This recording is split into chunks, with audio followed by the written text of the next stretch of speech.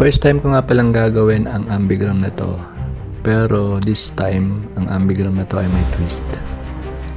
So, pangalang Kelly at kakambal niya siguro to si Kelsey.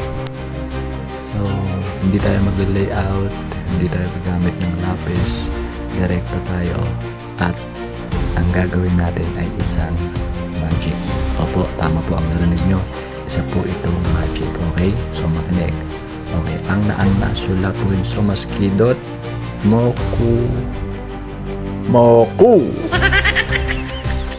So ayun, natapos na natin ng magic. Ito yung name na Kelly. Tapos ikutin natin siya ng 180 degree. Tama ba ako? At mababasa natin ang pangalang Kelsey. So ayun, for today's video, bye bye.